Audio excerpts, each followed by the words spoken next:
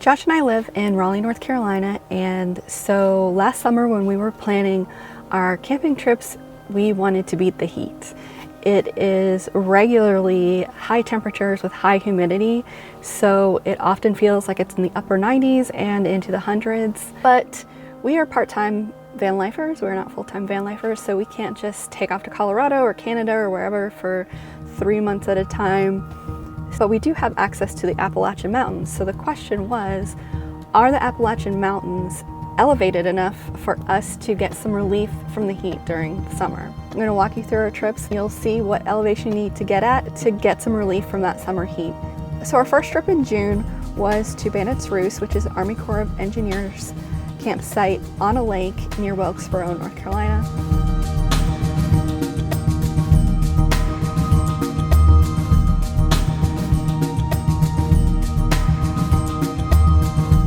Campsite is about 1,800 feet in elevation, and it turned out it wasn't really high enough for us to cool off. The campground is okay, there's a small beach and it's packed with kids. There's a basketball court that's kind of run down. There's a hiking trail that's through very steep woods. The boat ramp leaves a lot to be desired, so it wasn't our favorite campground. But a lot of people do love going there, so it might be your cup of tea, but 1,800 feet in elevation just didn't really bring us that relief from temperatures at home. The next place we went was Stone Mountain State Park, and I want to be clear that this is Stone Mountain State Park in North Carolina, not Georgia.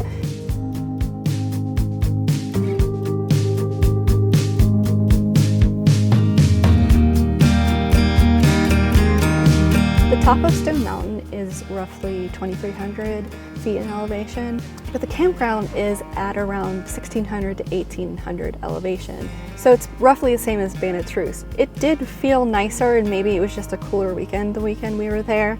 We really like the campground. There's a sort of babbling brook that goes through, and it's just a pleasant atmosphere. You can easily access the hiking trails. I will say the hiking trails coming from the south of the mountain are much more difficult than the one coming in from the north, and there is a parking lot up there if you want to just go up there and then hike in from there. There's also an accessible road for people with mobility issues. They can drive in further than the general public and get access that way.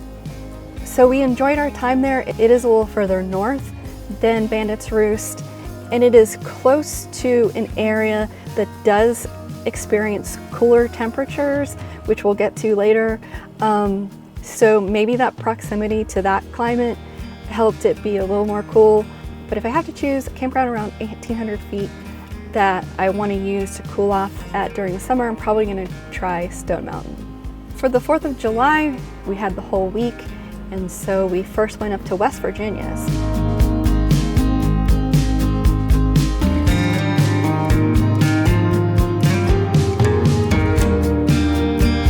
So that's just further north to begin with. The first place we went was Fayetteville, West Virginia, right near the New River Gorge, which is, at the time, the newest or one of the newest national parks in the United States. So we were able to get our national park passport stamped. Our campground was at 1,100 feet. It's called the Outpost at New River Gorge.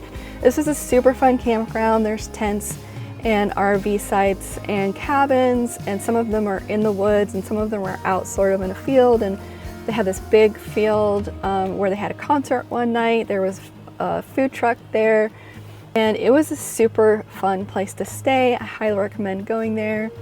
There's a trail across the street from the campground that you can hike down the gorge. It's very steep, so we didn't do it. But we drove across, and there's a National Park Visitors Center, and you can go out and view a bridge that crosses as well as the gorge itself. And then we drove over to a state park, Hawk's Nest, that's also along the gorge, and got incredible views from there. So even though that was 1,100 feet, and it's really kind of almost hard to call that a mountain, it is in the Appalachian Mountains. West Virginia is the mountain state. We did feel cooler than if we had stayed home. After that, we went over to Doubt That State Park in Virginia.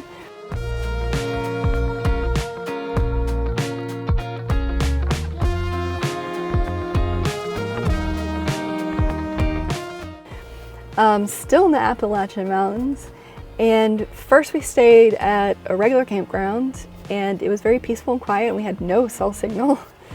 At this park we had about 1,400 feet elevation. And again, it was better than if we were back home. We spent 2 days at the regular campground, and the last 2 nights we spent at a campground that's directly on a lake up there. It's a small lake, but it's surrounded by rolling hills. And we took our kayaks out. It was really easy to just pull them out there from our campsite. We were able to do some kayaking. It was really fun, very beautiful. I think it would be especially beautiful in the fall. It could be difficult to go kayaking in the afternoon in Raleigh during the summer because it just gets so hot. I mean, people do it, but if you're sensitive to heat and overheat really easily, like I do, it can just be difficult to do it in the afternoon hours, but I didn't have a problem with that at this camp. It's also nice to go out just before sunset and just kayak around, and there's also a lot of wildlife. We saw a deer come right up to the water, and we saw a bald eagle. The next trip we took was to Dalton Campground on the Blue Ridge Parkway, and this was just north of Stone Mountain Campground, which I had mentioned earlier.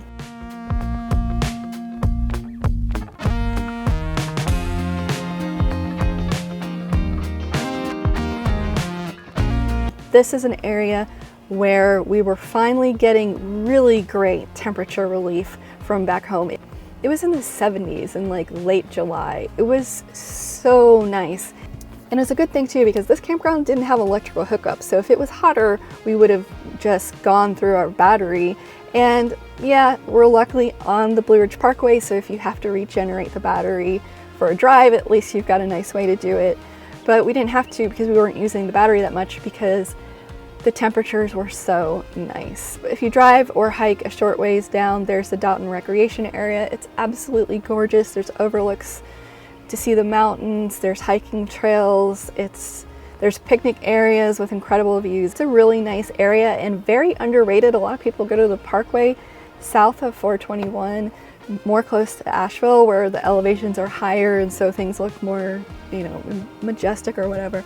But this is a beautiful place, very chill, very cool to hang out in. There was also a field of wildflowers blooming and a path that you could walk through, so it was really fun. The elevation in the Dalton area is around 3,500 to 4,000 feet, so we're starting to get a ballpark figure of how high you need to get in order to experience that real relief from the hot temperatures. A few weeks later, we went to Julian Price Lake Campground, which is south of Boone and Blowing Rock on the Blue Ridge Parkway.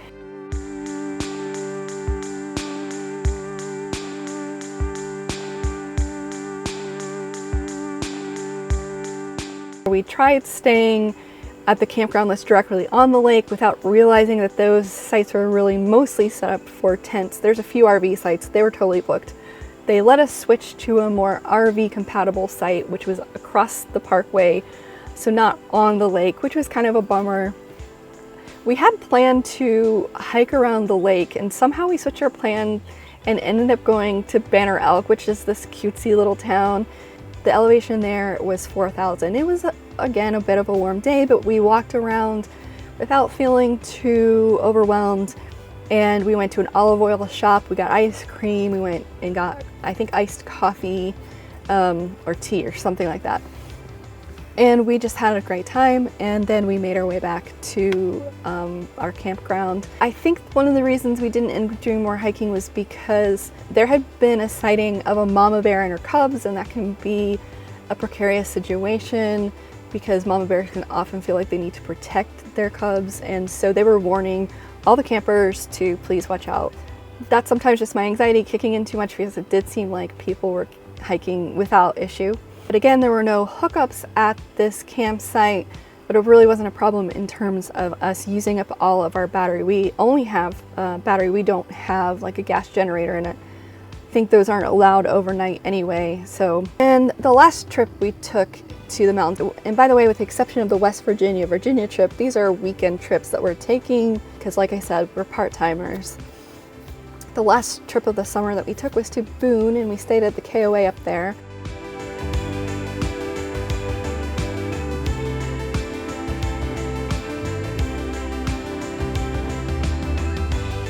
The elevation is roughly 3,200 feet. The Boone KOA is really nice. It's next to a farm with cows. The sites are really close together, but for some reason it didn't bother me. I generally don't love campgrounds where sites are really close. But for some reason at this campground, it just wasn't that big of a deal. We went to the Watauga County Farmers Market.